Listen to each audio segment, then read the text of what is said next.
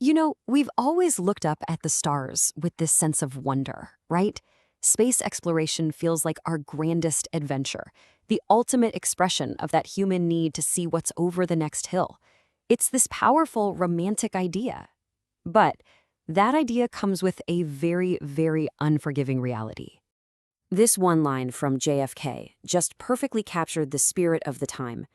It was this bold declaration that we would take on impossible odds, not in spite of how hard it was, but because it was hard. The challenge itself was the entire point. It was a promise to pour the very best of ourselves into reaching for the heavens. Because behind all the inspiring speeches and those classic black and white photos of cheering crowds, there's a whole other story. It's a story about immense pressure, about human error, and about the brutal, unforgiving truth of what it really means to leave our world behind. Look, this drive to explore, it's practically written into our DNA. From the first ancient sailors who dared to lose sight of the shore, all the way to pioneers like Robert Goddard dreaming of rockets that could get to Mars. But that dream has always, and I mean always, come with a cost. And in the 1960s, this wasn't just about science. Not even close. It was about supremacy. The Cold War turned space into the ultimate battlefield. Every single launch was a political statement. Every milestone was a victory in this massive global power struggle. And that pressure, coming down from leaders like Brezhnev, meant that schedules often mattered more than safety.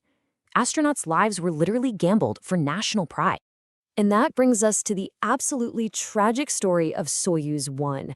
It was supposed to be this huge triumph for the Soviet space program, a really complex mission with an orbital rendezvous and even a crew transfer.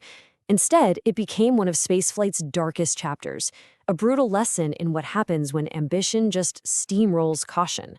And the man right in the middle of all of this was Vladimir Komarov. He was a veteran cosmonaut, a good friend of the famous Yuri Gagarin, and he was the pilot chosen for this incredibly ambitious flight. And as it turns out, he knew exactly how risky it was, probably better than anyone. So this is where the story takes a truly horrifying turn. Before the launch, Komarov and his fellow engineers, and this includes Yuri Gagarin himself, they documented over 200 structural problems and system malfunctions with the Soyuz 1 spacecraft. 200. But the political pressure to launch was just enormous. The mission had to go ahead. From the second it reached orbit, the mission was just a cascade of catastrophic failures. One of the solar panels didn't deploy, which cut its power in half. Then the orientation system failed, sending the capsule into this uncontrollable spin. Now, against all odds, Komarov, who was a truly brilliant pilot, actually managed a manual re-entry just by sighting the moon. An unbelievable feat of flying, but it just wasn't enough. During that final fiery descent, a pressure sensor malfunctioned, so the main parachute never opened. The backup chute came out, but it got tangled. The end was tragically inevitable. And this might be the most haunting part of the whole story. It's unconfirmed, but American intelligence listening posts in Turkey reported hearing Komarov's final moments. And he wasn't filled with fear. He was filled with rage. He knew the spacecraft was a death trap, and he apparently spent his last breaths cursing the officials who had knowingly sent him up there to die. So the tragedy of Soyuz 1 was all about external failures. Faulty wiring, bad sensors, intense political pressure. But as we've spent more and more time in space, we've found out that sometimes the most dangerous thing isn't the hardware around you. It's the hardware inside your own head. Psychologists have identified this bizarre phenomenon they call irrational antagonism. Okay, so imagine you're trapped in a space the size of a minivan with the same people for months on end.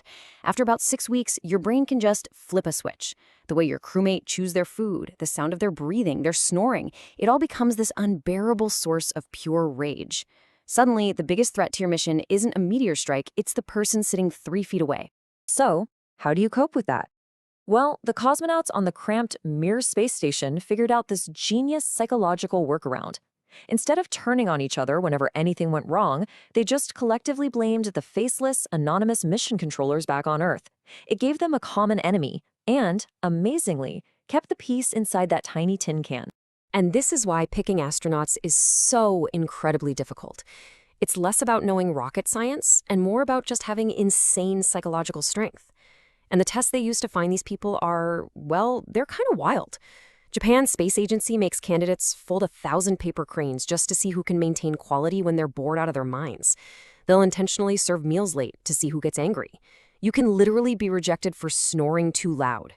They'll lock a whole group of candidates away for a week just to see who cracks and who emerges as a leader.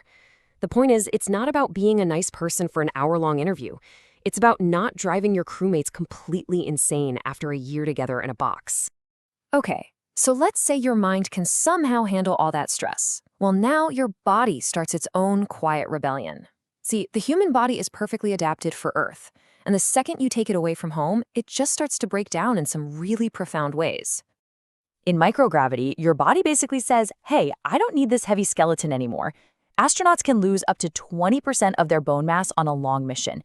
So to put that in perspective, after just 6 months in orbit, a healthy 30-year-old astronaut can have the bone density of a 50-year-old.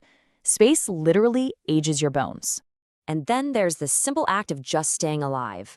On the International Space Station, nothing is wasted. It's a closed loop, a miniature Earth in a can. They use electricity to split water into oxygen so they can breathe. The leftover hydrogen is used to scrub the carbon dioxide they exhale, which creates more water.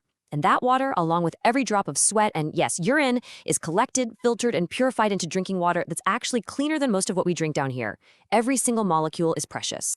Now here's a detail that really shows you how alien this environment is. On Earth, when you breathe out, the carbon dioxide is heavier than air, so it sinks. In zero-G, it doesn't go anywhere. It just hangs there, in an invisible cloud right in front of your face. So without the constant hum of fans circulating the air, an astronaut could literally suffocate in their sleep on a bubble of their own breath. And think about this. All of these brutal, hard-won lessons were learned in low Earth orbit, just a few hundred kilometers up. It's practically our cosmic front porch. But now, humanity is setting its sights on the next great leap, a journey all the way to Mars. Just take a look at the sheer scale of this challenge. It's almost hard to wrap your head around. The Soyuz 1 mission lasted a single day. A Mars mission? That's going to take about 3 years. Communication with mission control will have up to a 22-minute delay one way. So if something goes wrong, like it did on Apollo 13, there is no "Houston, we have a problem" and getting a quick solution. Help is years away, not hours. Every single risk, technical, psychological, physical, it's all magnified by a factor that is just almost unimaginable. And this is the question that must keep mission planners up at night. We know the human body and mind are pushed to their absolute limits after just 6 months. So what happens after 3 years? Can we actually engineer a human being capable of surviving not just the journey, but arriving on another planet sane and healthy enough to even do their job? Which really brings us back to the fundamental question, why? Why do this at all? The space pioneer Konstantin Tsiolkovsky said it best. He said, the Earth is the cradle of humanity, but one cannot live in a cradle forever. It's safe here, it's comfortable, it's everything we know, but eventually you have to leave the cradle. And that's the thought I really want to leave you with. Humans are basically the only mammals who never stop exploring, even when we have everything we need right where we are. Is this instinct of ours a noble quest for knowledge that's going to lead us to the stars? Or is it a kind of beautiful, dangerous madness, an impulse we just can't control?